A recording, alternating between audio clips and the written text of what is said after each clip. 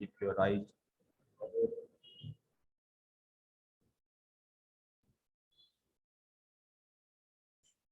Allow the body to breathe in and breathe out effortlessly.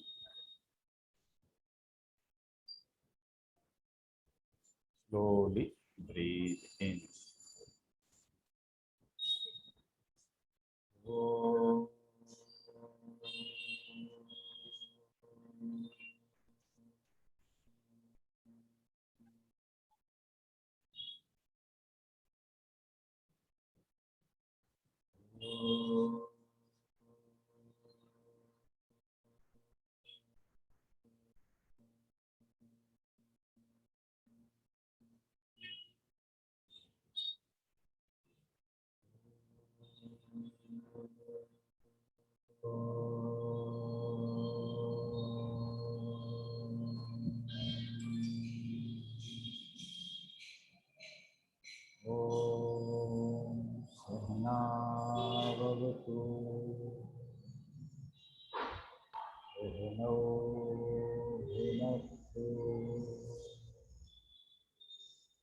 Sahaviryam Karvavahai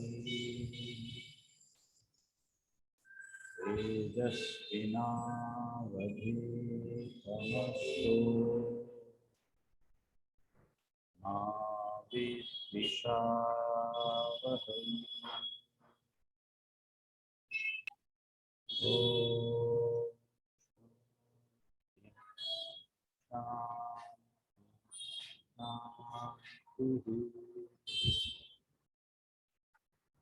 Hari Om Tat Sat, and Namaste and good evening to all. Welcome to our second lecture series, and very happy to have our faculty with us, Dr. Tejas Maun, my college friend, my good friend, my family friend, and I think we know each other from 1981 onwards.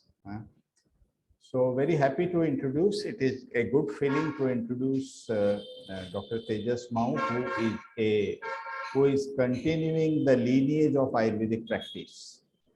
Dr. Tejas' father was also a Ayurvedic practitioner, and Dr. Tejas is continuing the tradition of the Ayurveda through his father. He is working as a senior Ayurvedic physician in Mumbai, and a wonderful, a very humorous speaker. He converts the challenging topic into a nice humor. So this is about Dr. Tejas, and this is what we are. And today's topic is also very interesting. जैसे बोलते हैं कि how the yoga, there is no origin of yoga. Yoga is Shashwat. It is directly originated from the Adi Dev. So it is a divine science. Yoga is a divine science. Exactly same like yoga, the Ayurveda is also divine science, because the actually who originated Ayurveda, it is directly coming from the mouth of God. So this is what a belief is there, and that is the topic of today, the origin of Ayurveda and the history of Ayurveda and its utility. With this introduction, I request our speaker, Dr. Tejas ji, please start the today's session. Thank you very much. Thank you, Ghanshyam ji, for your kind introduction. I will share my screen.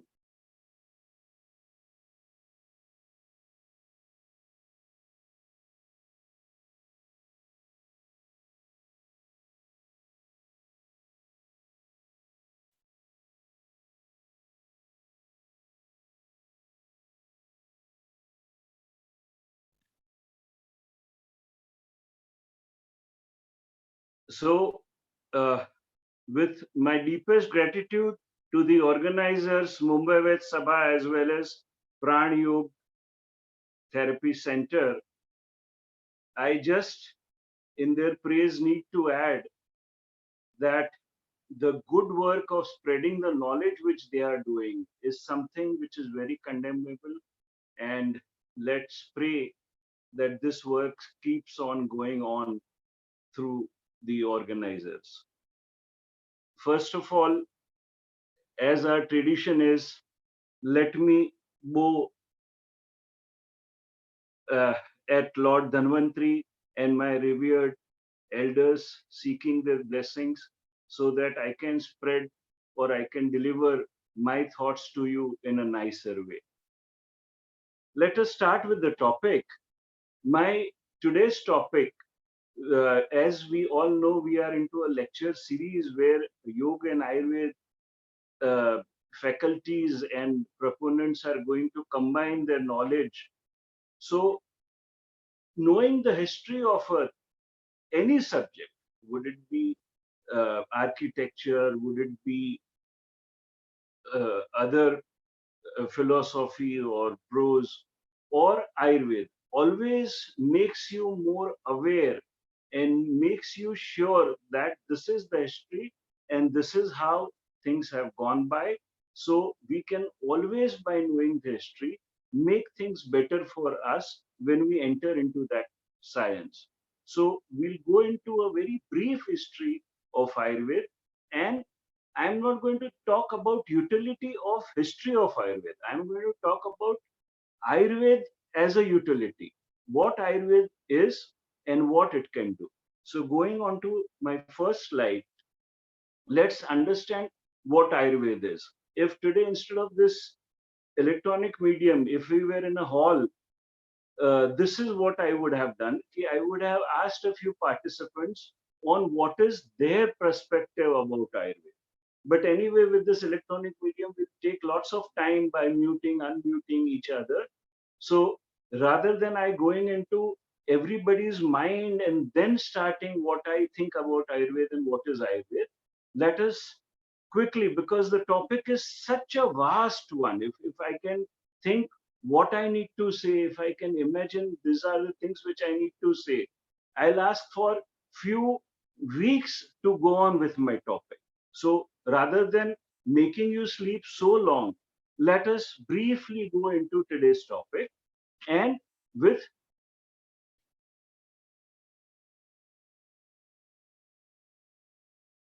a very simple understanding of the word Ayurveda, let's define Ayurveda, made out of two basic Sanskrit words, Ayu and Veda.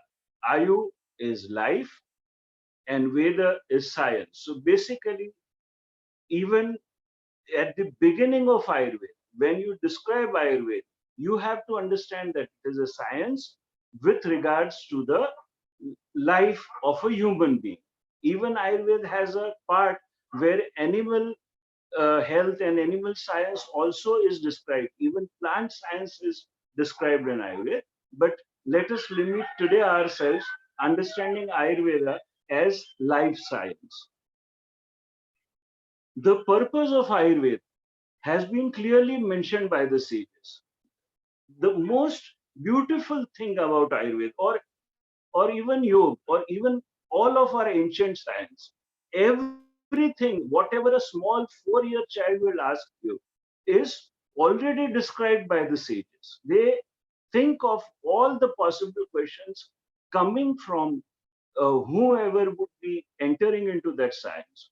So let's start with the purpose mentioned by the sages. Prayojanam chasasya swastasya swastarakshanam aturasya vikarprashamanam. To translate it very loosely would be the purpose of Ayurveda, one and very important one. It is not a science to treat the unhealthy, to treat the disease. It is a science where you take care of the health of those who are healthy. That is the first goal and aim of Ayurveda. Swasthasya swasthya rakshanam.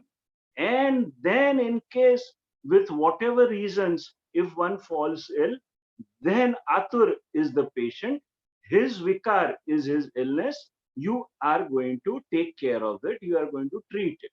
So, Prayojan, 2 points. Never a medical science anywhere in the world would describe keep yourself healthy as the first goal. Going on to my second slide, Ayurveda justifies the purpose. It says, hita hitam sukham dukham ayustasya hita hitam. There are four types of life, four types of personal life of an individual. It is a hitayu, it is a ahit ayu, opposite of hit. It is a sukh ayu, it is a dukh ayu. So four types. Now, if one reasons into translation, it will come up as hitayu and sukhayu should be the same. That is where we'll be going into after 15th of October into a deeper understanding of Ayurveda. What is a hitayu? What is a sukhayu? What is a ahitayu, opposite of hitayu? And what is a dukhayu? The four types of ayu, four types of life an individual goes through. And to make his life a hitayu, his life a sukhayu, is what is the purpose of Ayurveda, and this is the justification. I'll have to run along because there are lots of topics. So maybe in the questions I might answer or go more deeper in something which might come towards me. But let us first quickly go through the whole presentation which I have prepared for you all. Origin of life as per Ayurveda goes into the description as mentioned in Sankhya Darshan, which is akin to what is mentioned in Yoga. And this is a chart which is coming for us all, which describes the origin of life, origin of this universe, origin of this Srishti.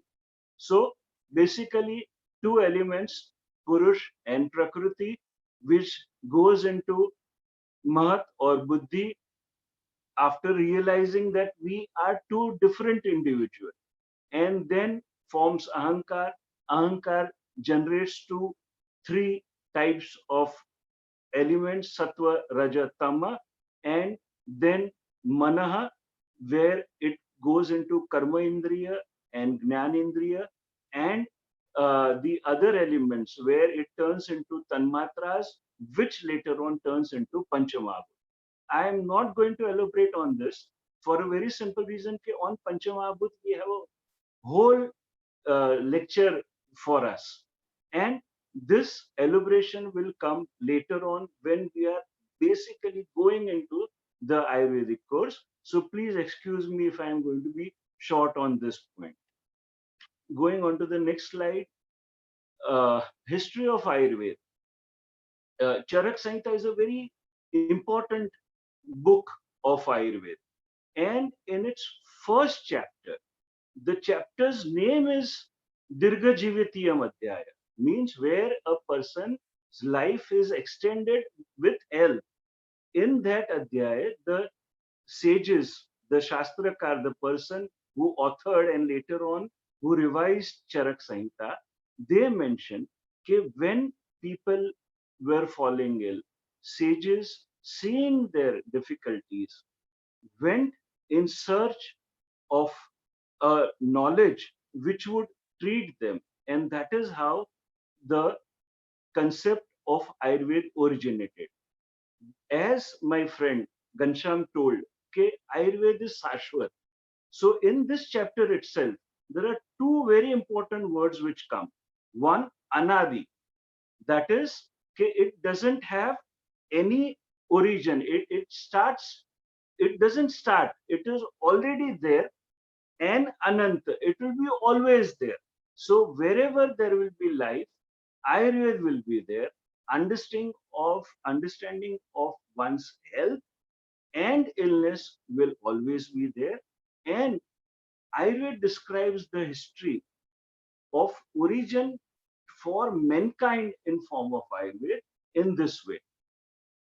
Ayurveda happens to be known to Brahmaji, who is the originator of this present universe. From Brahmaji, it went to Daksha Prajapati and Ashwini Kumar, the gods, the physicians of gods, and then the lineage goes down to Indra and then Bharadwaj and uh, other saints. This slide would show on a very minute scale on your phones or tablets, but uh, I authorize the organizers if they can share this slide or my whole presentation to anybody who inquires about it. So rather than I reading the contents of this slide, whenever you get time and whenever you are interested, this is how the origin of Ayurveda is in the books. There are different authors who come up with different concepts of origin, but the base, the common agreement on this situation is that Ayurveda is something which was even before the universe, even when the life form started into existence. Ayurveda was there, because Ayurveda is not just a curative science. Ayurveda is a science to understand health, to maintain health, and in case if there is illness, then to cure that illness. So it was there because before life originated, health has originated. And even after this whole universe goes away, whenever the next Srishti or universe originates, again Ayurveda will be there in its form. So learning Ayurveda today, and you are there universe after universe having the knowledge.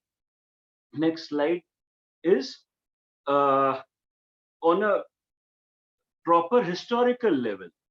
The early text of Ayurveda has been recorded in this way, where 760 BC is the Charak Samhita I mentioned, and I showed you a screenshot of the first chapter of Charak Samhita, and later happened to be Shushruta, and then 7th century Ashtang. These three books are known as Brihatrayi of Ayurveda. You have to go through these books to learn and master Ayurveda, and then later on Nagarjun and Madhav Nidan with very specific specialization in their books about their topics.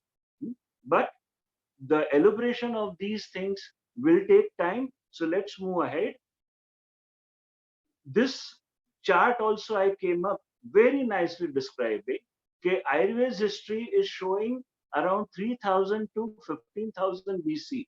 That is, even if we take the smallest period, the 15,000 BC period, and we are in 2000 right now, 1 year more beyond that, then 3,500 years ago, Ayurveda was known to mankind. I'm not talking about origination. Ayurveda was known to mankind and it has been recorded. And then this chart also shows when the traditional Chinese medicine is known, as well as the ancient Greek medicine, which now is into this allopathic format, homeopathy, and so on and so forth. Samhita period where Ayurveda was put up in books. Before that, the beauty of Ayurveda was okay, students used to go to the ashram. There, they used to study Ayurveda one by one. The guru used to make them recite shlokas, and then they used to by heart those. And that is how, after a few years, and that would be around 10, 15, 20 years, the guru would bless them and say, okay, now you are a proponent of Ayurveda. You can go out in the world and practice. But later on, it was understood. And when learning history of Ayurveda, and in our course, we had 1 full year and a specific subject of history of Ayurveda, it was later on found out that because of memory lapses, the sages decided to pen down Ayurveda. And that is the time when origination of the present Ayurveda is being recorded. So the Samhita period where the books were started to be written were around 600 to 500 BC. And then those books, the Brihatrayi which I mentioned, and the next slide will show the names also. Those books were again thought that one-liners where the guru meant to say 100 lines in that was the Vyakhyana period where the interpretation of those one-liners was recorded, and that is between 7th and 15th century, means just 400, 500 years before. And then finally, the present day is Vivaran period, where we are also doing a Vivaran of Ayurveda. So where we take the help of Samhitas, well, where we take the help of Vyakhyanas, and we are segregating, comparative, detailing those things with between us. It happens at Ayurvedic colleges. It's happening between us. And it is also happening between, let's say, a very simple me and my patient. He's going to ask about his health, about his treatment, about his getting well. And whatever I'm going to tell him would be also Vivaran of Ayurveda. Anyways, these are the books, though again the lettering would be showing very small, but the main three books, Charak Samhita, Shushruta Samhita, and Ashtanga Hridaya. The other three important books, which is classified into Laghutrayi, Bhava Prakash, Madhav Nidan, and Sarangdar Samhita, and other important books would be Ashtang Sangraha, Bhel Samhita, Kashyap Samhita, and Vangasena Chikitsa Sangraha. Here, these books, although the basics of Ayurveda don't change in any of these books, but these books have gone into more specifics of whatever subject the writer decided to propound upon. So every book has its own importance, but the basics remains mostly the same. Health as per Ayurveda is what something is very dear to me. And when I'm going to recite the two-liner with regards to health described in Ayurveda, which even WHO has accepted that this seems to be the most correct classification or definition of health. And the two-liner is Samadosha Samagnischa Samadhatu Malakriya Prasanna Atmendriya Manaha Swastha Ityabhidiyat. Let's first analyze the first line, Samadosha. The constitution of the body is being described, which is Dosha Dhatu Mala.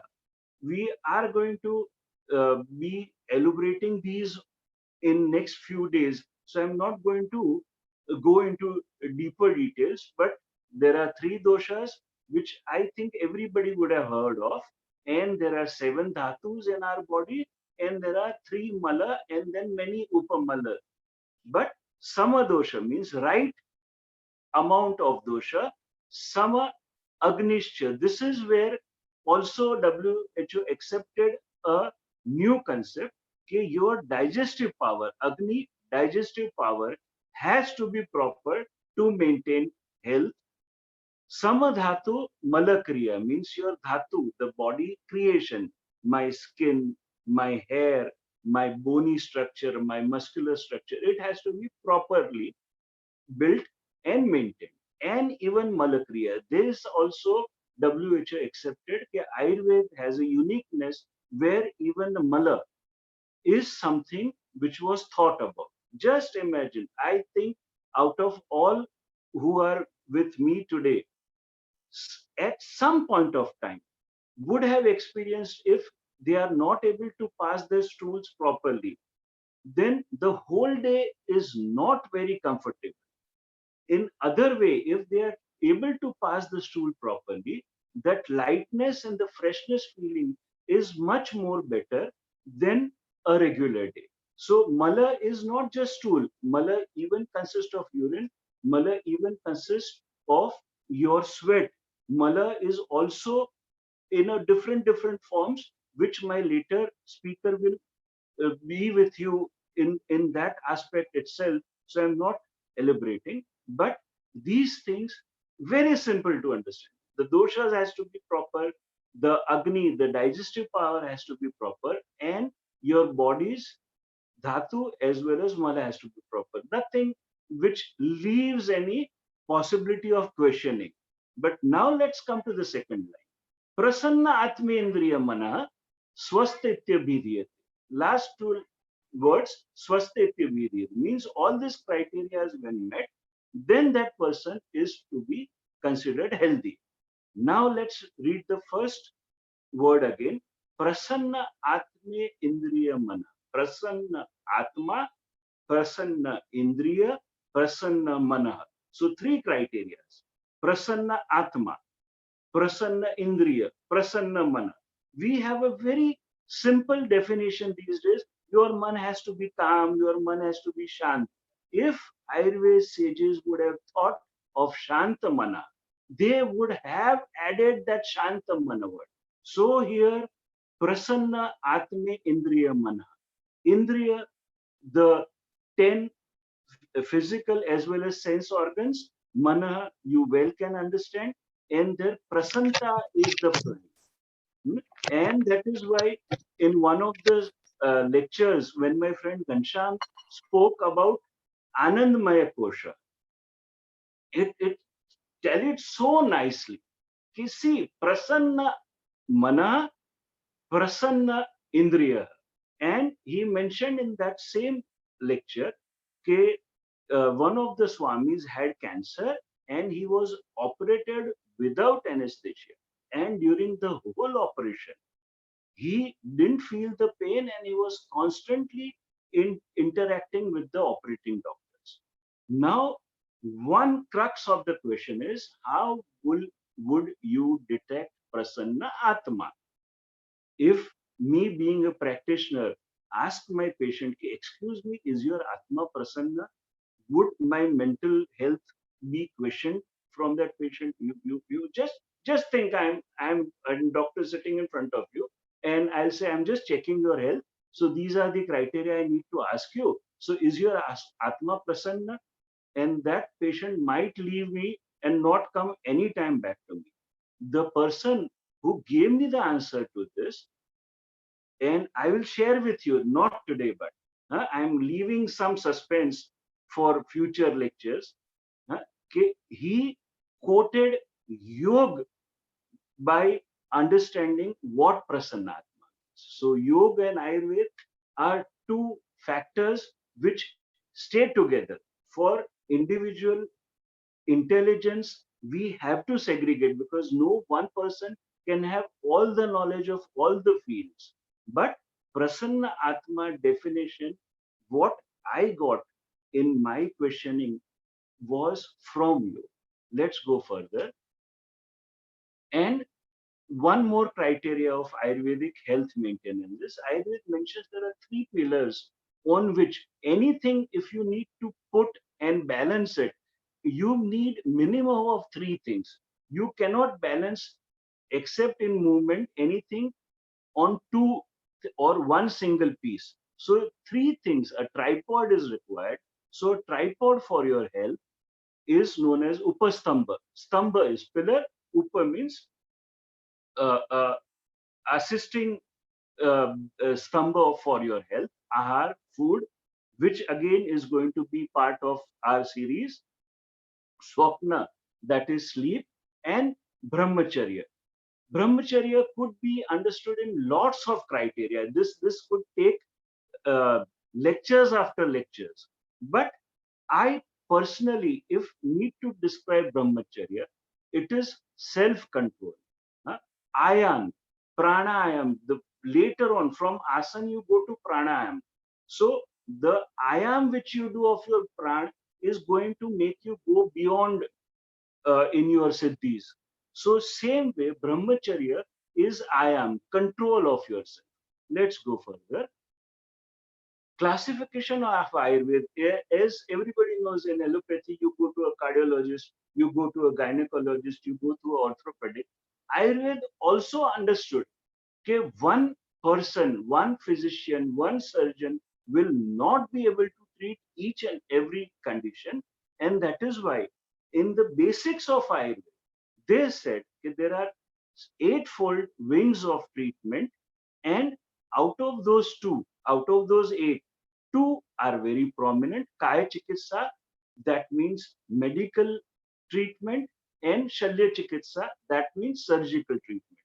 And beyond that, obviously, there is Rasayan treatment, which is my favorite topic, Vajikaran, Shalakya, that is also known as Urdhwanga, means above your neck. Bala, that is pediatrics, Graha Chikitsa, that could be compared in a different way. But what my conceptualization about Graha Chikitsa is, would be infections, these bacteria, viruses can be included in Graha Chikitsa, and Agad or Visha Chikitsa, that is toxicology. Again, vast subject. If I take each and every topic just for 5 minutes, then also you imagine 40 minutes will just go into understanding each and every classification of Ayurveda. So moving ahead, understanding in Ayurveda with regards to disease, because ultimately, whatever we do, whatever we understand with regards to health and maintenance of health, but further understanding any health science, and we have to understand disease and its disease generating situation and disease curing capabilities. So in Ayurveda, it is very extensive and detailed understanding of disease causing factors. Okay, whatever symptoms you are having, let's simply say a burping symptoms. A person is coming with burping. Ayurveda describes at least 4 to 5 different criterias of why the burping is, and when you will be coming into dosha studies and different type of uh, dosha, means vata dosha and its 5 types. Burping could be easily like a in a minute a person can understand what could be going wrong and where you need to correct. One very let's say a pinpoint, a great point in Ayurveda is Purva Rupa. And here we all benefit, you even as yoga exponents and we as doctors, where Purva Rupa mentions that before the disease starts existing in a person, there are some signs and symptoms which start showing, and you can be careful that rather than it reaching the disease condition, which is understood as a rupa, you can treat that patient in purva rupa so that the disease doesn't reach as a disease to that person. And signs and symptoms in according to dosha, dhatu, disease, and other criteria means, let's say signs, what if dosha goes bad or dosha is not proper, what are the signs which will show up? Symptoms, same, if doshas are not right, what will show up? Signs, if dhatu is not right, what will show up? Symptoms, if dhatu is not right, what will show up? So in each and every disease or in each and every criteria, when you start understanding Ayurveda, you understand signs not just of a disease, not just of described disease, these are the disease which are understood, but why this cause, what is the cause, what is the criteria, what has gone wrong, everything has been very nicely put. Means you cannot understand. I just told 3,500 years back, that is what the earliest records of Ayurveda has been visualized by historians. Now that time, just imagine, I have seen world changing in 50 years. 3,000 years, let's not 3.5, let's we just imagine 3,000 years back. You just imagine what would be life on earth. Only jungles, only open spaces, only mud house, no technology, the present day technology, no building, no machinery, nothing. Still, when you read Ayurveda, just open a book, uh, the Bruhatrayi which I was mentioning, open it up at any page, start reading, and you will be amazed of the knowledge. That is the reason this Ananta and Anadi, the knowledge was there. The sages understood and penned it down. But anyways, let's go further. Ayurveda, if you see my background of my slide, there also this pulse diagnosis is being understood. Pulse diagnosis, obviously, yes, with Ayurveda it is understood. It is one of the criteria to understand what's going or happening wrong in the body or what's happening exactly in the body. But I think there is a subject where my future speakers will make you understand. Okay, this is not just one part of diagnosis. There are eightfold criteria of diagnosis where everything is considered, everything is understood, and then a doctor of Ayurveda understands. But yes, pulse diagnosis is a uniqueness of Ayurveda. And I know people who, without even knowing the person's name, when they check their pulse, as if they are reading out of that pulse, okay, this is wrong with you, this is what is happening you, this is what you might have eaten in past few days. That accurate the pulse diagnosis happens. So that is something which Ayurveda has its own uniqueness. Ayurveda is a science. First is, if 3000 years and it has stood test of time, then it is a right science. It cannot be wrong. 3000 years, generations after generations, if it has been considered, okay, yes, you get some results out of it, then it is a science. Second is detailing and analyzing of each aspect. Ayurveda has not just mentioned, okay, this is the disease, this is the cause of disease, this is the treatment. Ayurveda has detailed everything. Why disease happens, what could be the reason, why it happens in individual. Ayurveda, one of my sirs in our second year, when he was teaching us diagnosis, he said, unfortunately, what happens is in allopathic science, a fever, any sort of fever, and you have to first consider a antipyretic, anything which will reduce your temperature. Ayurveda doesn't have one stick for all the conditions or all the same aspect. It a fever, you can give one medicine in one person, you can give other medicine in other person. You have to give a cold ice bath or ice swabbing to one person of fever, and you have to make him sit in a very tight uh, unventilated hot room for other person. So here the analysis and the detailing in Ayurveda is so precise that once you enter into that science, you'll be amazed how deep they have thought. Means you cannot say that this is done by human beings.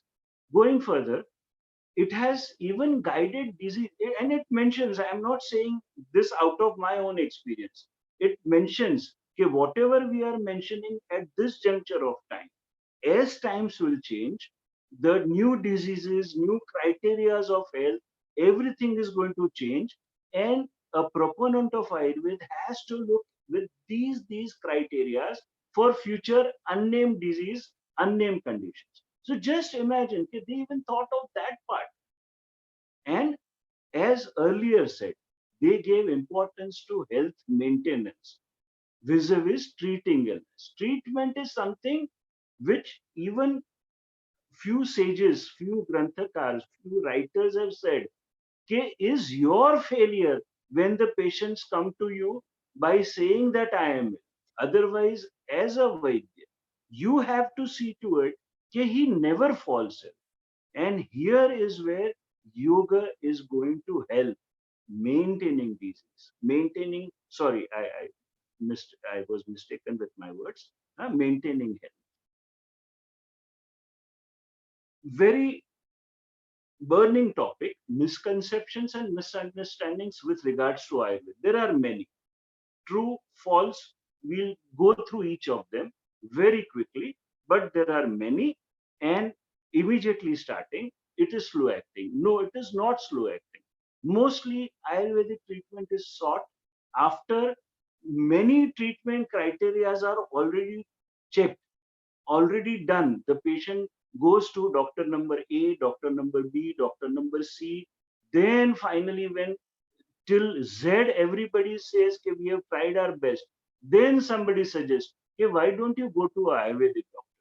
And that is the reason that I have a very simple formula to explain it to my patients. Okay, how many weeks of your health has been deteriorated? Give me at least those many days to cure you. So it is not slow acting. It also has a very potent action, but because your disease has been going on since a long time, that is why a general misconception is that it is slow acting, unscientific. Very simply, if I am not speaking your language, it is unscientific.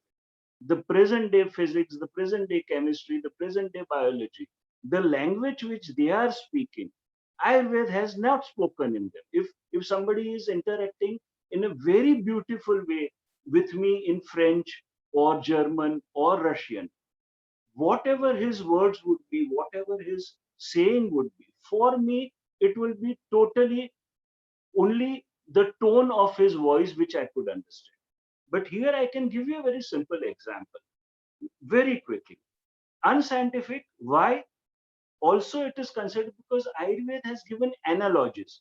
Ayurveda has given examples for the proponent of Ayurveda to understand how Ayurvedic works. So, in that analogy, what has happened is, okay, let's say these days, Corona times, Guduchi, Tinospora cordifolia, Gudware, I think everybody would be understanding what I'm meaning. It is a herb which has been understood giving a good immunity to a person. So, explaining that Guduchi, one of the books of Ayurveda gives an example of Ramayana, where they say that when the Ramayana war was over and when Rama was moving around the battlefield, he saw lots of monkeys and bears death. And he felt very bad about it. He said, because of me, why had they to die? So he orders the gods, okay, please pour nectar, amrut, on those monkeys and bears.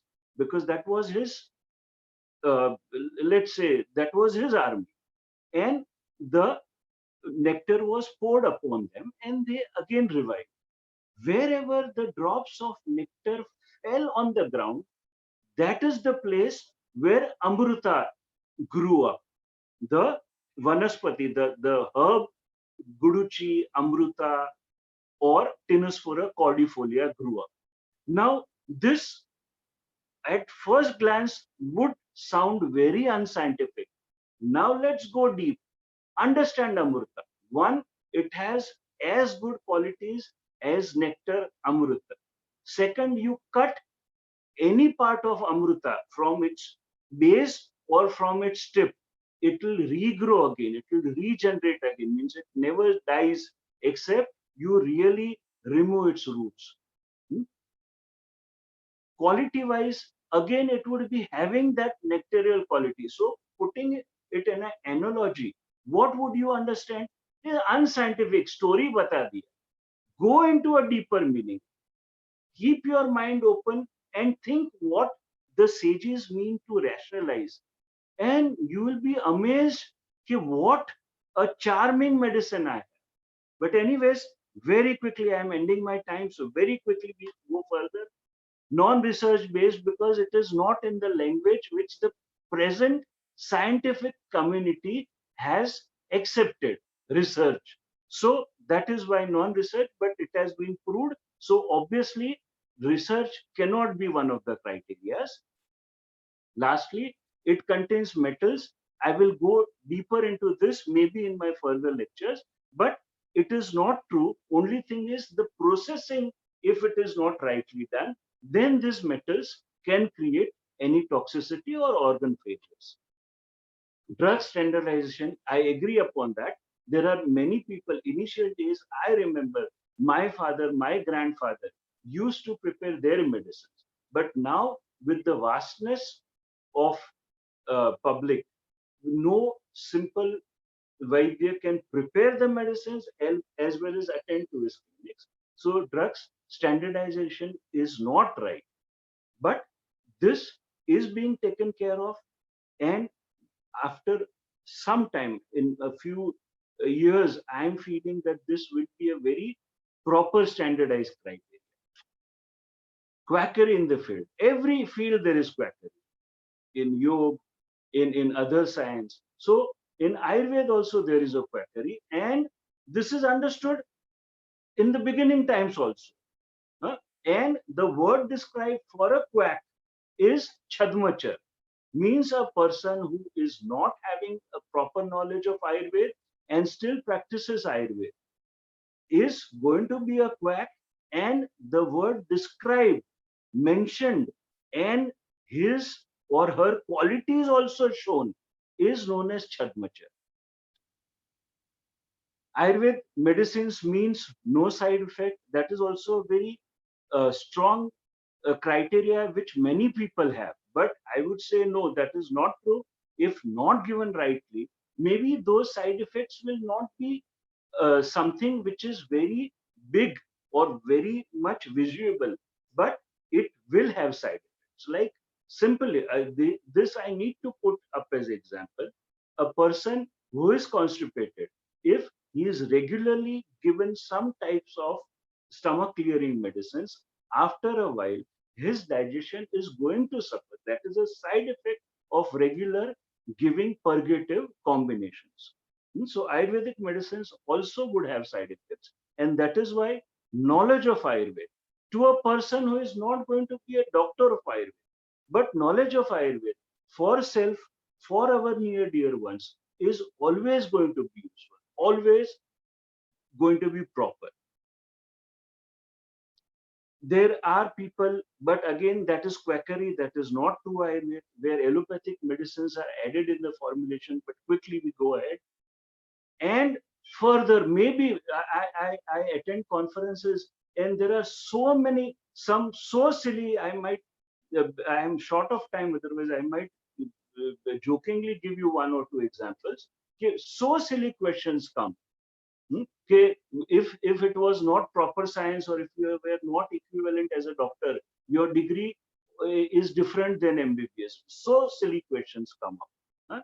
So beyond that, what is the need of the hour, which you also will be helping everybody in Ayurveda, is transliteration of Ayurvedic terminology, not translation. These days, the biggest issue is which is happening is Ayurveda is being translated, but translation is always going to make Ayurveda more weak, and there would be people observing that somewhere something is wrong. Let me give you a simple example. Transliteration, or instead of transliteration, let me give you an example of translation. Translation, pitta dosh. Everybody would have heard of it. So pitta, and immediate translation of pitta would be acidity.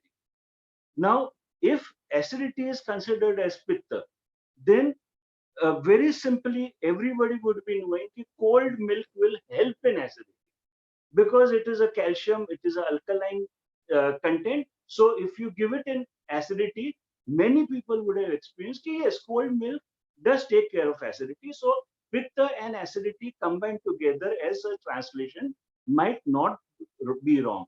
But I have patients, you might have also experienced, there are people who drink milk and they complain of acidity. So if alkalinity is going to counter acidity, and acidity is pitta, then I would never get pitta, or I would never get pitta symptoms by drinking milk. So that is the reason translation is going to make you fail somewhere. Transliteration, understanding with similar criterias, not with similar words. So what is the need? We need to synergize. Yoga has to come along with Ayurveda, or Ayurveda has to come along with yoga. Ayurveda has to be accepted by modern science and worked upon with a deeper understanding, and understanding the capabilities and limitations. You cannot say, okay, we have a science which understands everything, which explains everything, so now it doesn't have any limitations. Everything will have a limitation. So if we synergize with understanding of capabilities and finally limitations, then Ayurveda is the future of health. Thank you, dear friends. Thank you. I express my gratitude in all the languages of what I could think of as thank you. Thank you. Dr. Ghanshyam? Yes, Tejas, Dr. Tejas, thank you so much. Uh, Let me tell you, friends, if you have any question, feel free to ask. And one more announcement is there that, as said by Dr. Tejas, we are starting the certificate course in Ayurveda for the yoga teachers. So if you have any interest, feel free to contact Arita or Saurabh. And if you have any questions, feel free to ask. Dr. Arita and Saurabh's contact number are posted in the chat box.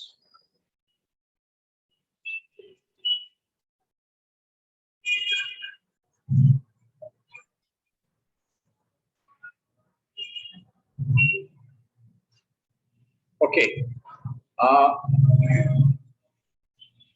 Tomorrow's topic is very most fundamental topic of Ayurveda, that is the concept of doshas. So don't miss tomorrow's sessions. We will end up today's sessions.